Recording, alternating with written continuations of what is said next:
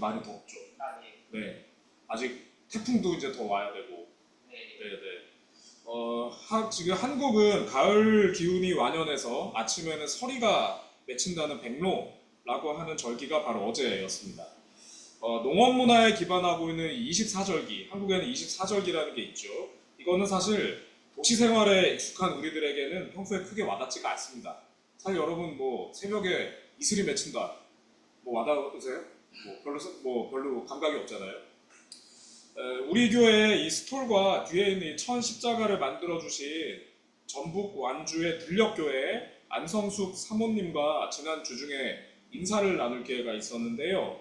올해의 급격한 기후 변화로 보리 농사를 완전히 망쳤다는 그런 말씀을 전해 듣고 굉장히 놀랐었습니다. 혹시 오키나와는 뭐 더운 곳이긴 합니다만 네. 지난해, 재작년에 비교해서 올해가 더 더웠다거나 뭔가 좀 아, 저도 그게 막 피부로 느껴질 정도였나요? 아, 네. 굉장히 제일 더울 때가 온도 혹시 몇 도인지 기억나십니까? 아, 보통 33도쯤인데 네네. 올해는 32도까지 올라갔어요. 예. 오키나와 평상시에 33도인데 올해 36도까지 올라갔었다라고 얘기를 주셨는데요. 아마 가장 더웠을 때는 그거보다 더 높지 않았을까 그런 생각이 들기도 합니다. 우리가 사실 도시에서 보리 같은 곡물을 구매한다? 라고 하면 여러분 뭐부터 생각이 나십니까? 여러분 들판이 생각나세요? 아마 마트에 가거나 아니면 쿠팡 같은 데 이렇게 시간이 없다면 앱으로 간단히 이렇게 몇 번 주문하는 것 정도로 우리는 보리나 쌀을 굉장히 손쉽게 확보할 수 있을 겁니다. 그런데 이 간단한 과정을 유지하기 위해서 농업 현장에서는 이토록 피말리는 싸움을 이어갔었던 일이 있었다. 아마 이건 매해 더 반복이 될 것이다. 라는 것을 그 사실을 이렇게 뒤늦게 안 것이 생산자 분과 얘기를 나누면서 굉장히 죄책감이 들 정도로 죄송하다는 생각이 많이 들었습니다. 동시에 우리에게는 너무 더워서 에어컨을 더 많이 켜는 날 정도였을 올해가 자연은 이 땅에서 오랫동안 춘궁기를 견디게 해주었던 보리의 생산마저 위협당할 만큼 나빠지고 있었다는 사실 앞에서 더욱 심각함을 느끼게 되었습니다. 지난주부터 창조절을 맞이한 우리 교회는 매주의 실천 과제를 선정하고 있는데요. 아까 서재영님께서 기도에 말씀 주셨습니다만 플라스틱 줄이기가 지난주에 저희의 실천 과제였습니다. 여러분 이것을 위해서 무엇을 각자 실천해 보셨을지 굉장히 궁금합니다. 작은 것이라도 지금 바로 돌이켜 움직이는 그 신앙적 노력 그리고 그 신앙적 실천이 필요한 때가 아닌가 싶습니다. 어제하고 오늘은 또 그 한여름이 다시 온 것 같이 굉장히 더운데요. 이제 계절은 거스를 수 없을 그 자연의 시간 앞에서 가을을 향한 여정을 분명히 시작하고 있습니다. 아무쪼록 이 환절기에 여러분 모두와 또 연대하는 이웃들의 몸과 마음에 하늘의 평화가 깃들길 기원합니다. 오늘 함께 읽었던 성서를 다시 한번 마음속으로 떠올려 봐 주십시오. 사람을 믿지 말고 주님에게 의지하라. 오늘의 본문인 예레미야서에는 매우 결연한 언어가 담겨 있습니다. 아무리 신심이 깊다 해도 사실 신은 우리 눈앞에 보이지 않잖아요. 우리 보이지 않는 신에게만 의지하고 사람을 믿지 마라. 여러분은 이 말씀을 들으면서 아까 어떤 생각이 드셨습니까? 이 본문이 말하고 있는 시대는 남유다의 패망 직전의 상황입니다.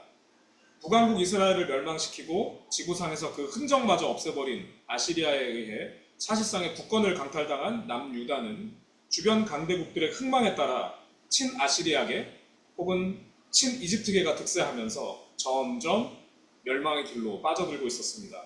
마치 정치권의 이익에 따라 러시아에 기댔다가 혹은 일본에 기울였다가 혹은 미국에게도 손을 내밀었었던 이 한반도 부한발의 상황과 비슷하다고 할까요?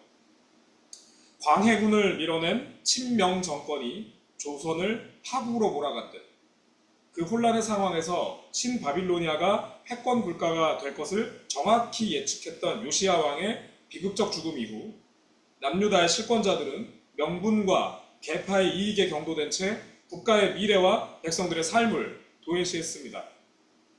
사람을 믿지 말고 주님에게 의지하라.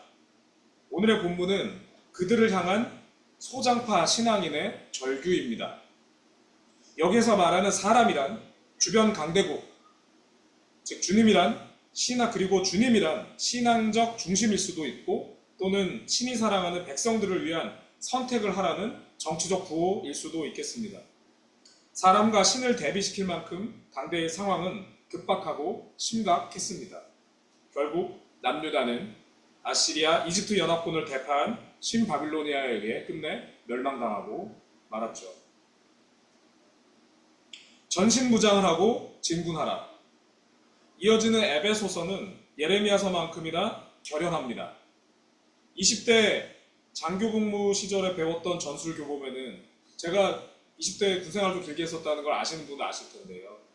그때 제가 배웠던 그 장교 전술교보면은 전투에 임하는 부대의 기동에 대해서 전진, 우회, 대기, 후퇴 등으로 부대의 기동을 구분합니다. 그러니까 군인이라 그래서 맨날 전진만 하는 게 아니라는 거죠. 전장 상황에 따라 바로 직진할 수도 혹은 조금 돌아갈 수도 있고 아니면 멈춰서 전장 상황을 살피거나 경우에 따라서는 부대가 전부 다 뒤로 후퇴할 수도 있다는 겁니다. 근데 오늘 함께 읽은 에베소서는 그저 전진만을 말하는 고집불통입니다. 여러분 자세히 보셨습니까? 가슴받지, 방패, 투구, 이것은 모두 다 이런 보호장구도 모두 다 앞을 향하고 있을 때만 그 효능을 발휘할 수 있는 것들입니다. 여러분 생각해 보세요. 후퇴하고 있으면 방패가 효능 가치가 없잖아요. 그죠? 네. 오늘 읽은 예배소서는 오직 검을 들고 앞으로 나아가라 라는 얘기만 하고 있는 고집불통의 본문입니다. 에베소서는 대표적인 바울의 위서, 즉 특정 목적을 위해 바울의 권위를 사용한 문서입니다. 게다가 중요 사본에는 에베소라는 수신지 자체가 빠져 있습니다. 오늘 우리는 에베소서라고 되어 있으니까 에베소 교회에게 보낸 거다라고 우리는 알고 있지만 유력한 거의 대부분의 문서에는 어디로 보낸다는 이야기 자체가 빠져 있어요. 그러니 원작은 에베소라는 특정 교회가 아니라 신앙 공동체 전체한테 보내는 일종의 경문, 이렇게 돌리는 글 같은 성격이었다고 볼 수 있죠. 당시에 지중해 동부권 여기저기에 형성되기 시작했던 공동체 전체에게 바울이라는 권위자의 이름을 빌어서 보내야만 했던 그 절박한 내용은 무엇이었을까요? 그것은 내적 분열이었습니다.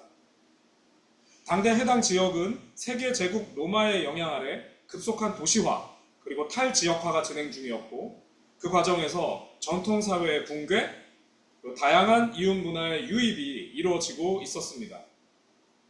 유대교에 기반한 소수 종단이었던 초대교회도 조직과 신학을 정립하기도 전 비유대교적 이념이 유입되고 그리고 인종적 다양성이 이루어지면서 그 뿌리부터 흔들리는 경우가 허다했습니다.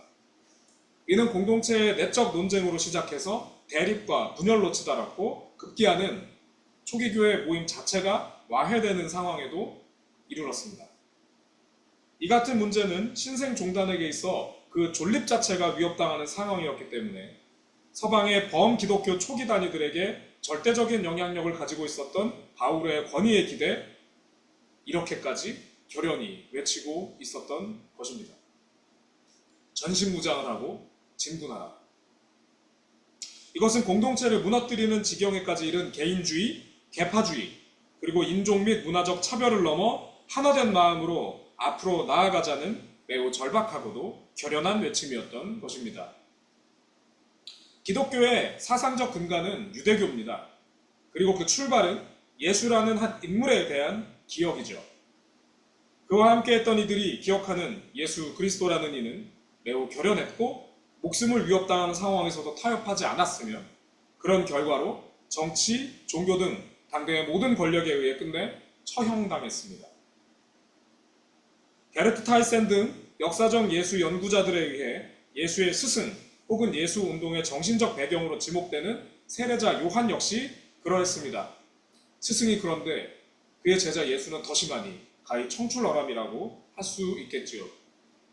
오늘 함께 모신 마가복음은 세례자 요한의 죽음에서 출발합니다. 스승의 사망 이후 요한의 신앙결사 운동의 그 자녀 세력들을 위로한 예수는 스승을 따라 다시 자신의 운동을 시작합니다. 마가복음 6장 33절, 34절 아까 읽은 본문의 마지막 부분을 천천히 다시 읽겠습니다.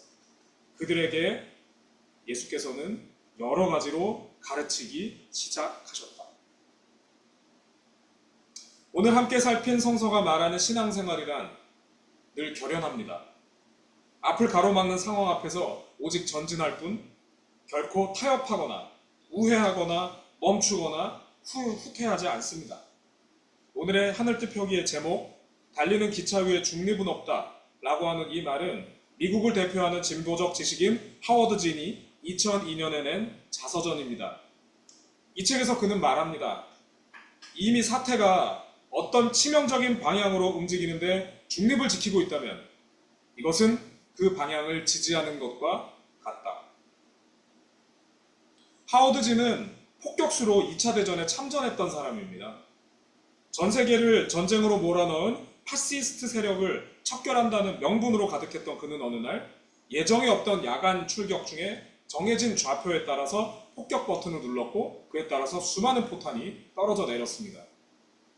한동안의 시간이 지난 후 그날 자신이 참여했던 폭격이 드레스덴이라는 독일 동부의 민간인 주택 밀집 지역에 대한 공격이었다는 것.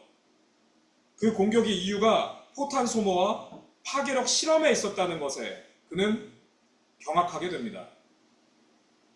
비록 자신은 모르고 한 일일지라도 그 행위가 수많은 민간인을 살상하는 범죄에 가담했던 것임에 천착했던 그는 2010년 사망할 때까지 평생에 걸쳐 사회적 불의에 대한 감시와 저항의 메시지를 내는 일을 멈추지 않았습니다. 달리는 기차 위에 중립은 없다. 이것은 우리가 이미 속하고 살아가고 있는 이 사회가 어느 방향으로 나아갈 때 그에 올라탄 우리들에게 중립지대란 없고 오로지 그에 동조하는가 혹은 반대하는가 바로 그 선택과 행동이 있을 뿐이라는 하워디즘 특유의 결연함을 함축한 명제입니다. 앞서 살폈던 성서 속 신앙인들의 그 언어와 매우 흡사하다고 여겨지지 않으십니까? 오늘의 부족한 하늘뜻 펴기를 마무리하겠습니다. 이곳에서는 윷놀이도 해야 되니까요. 사랑하는 여러분, 우리는 사실 모두 생활인들입니다. 각자의 삶이 있고 그리고 그 모든 것은 그 자체로 소중하고 사실 쉽지도 않습니다. 공부를 하시는 분도 계시고 이곳에는 목회하는 분도 계시고 직장생활, 또 가정생활, 아이를 키워야 하고 또 어떤 분을 돌보셔야 하고 언론활동, 그리고 가르치는 일, 우리 안에 여러 가지 일들을 여러분이 다 수행하고 또 지키고 계십니다만 그 어떤 일들 하나 만만한 것이 있습니까? 그러니 그 외의 것, 사회적 정의, 생태적 삶, 신앙적 실천, 건강생심, 사실 이런 말을 꺼내놓는 것 자체도 쉬운 일이 아닙니다. 하지만 여러분, 악이 횡행할 때 이를 알고도 멈추거나 우회하거나 혹은 후퇴한다면 그만큼 악은 더욱 크게 활동 범위를 넓혀갈 것이라는 점에 동의하신다면 내 삶에 아주 작은 조각을 들어 할 수 있는 일을 찾아보면 어떨까 합니다. 우리는 성서를 남겼던 위대한 선배들의 삶을 따라갈 수는 없을 겁니다. 하지만 그들이 남긴 가치, 그리고 그들이 지금의 우리들에게 전하고 있는 이 호소에 귀 기울일 수 있고 또 삶의 자리에서 작은 등불을 밝혀갈 수는 있을 겁니다. 문제는 할 수 없어서가 아니라 할 수 없다는 생각에서 벗어날 수 있느냐 아니냐 하는 것이겠죠. 할 수 있는 것을 찾아 물러서지 말고 해나가는 여정에서 우리 서로 만나 격려하는 친구들이 되었으면 좋겠습니다. 바로 그 같은 자리에서 예수께서도 우리의 든든한 친구가 되어주시지 않을까 합니다. 잠시 침묵하겠습니다.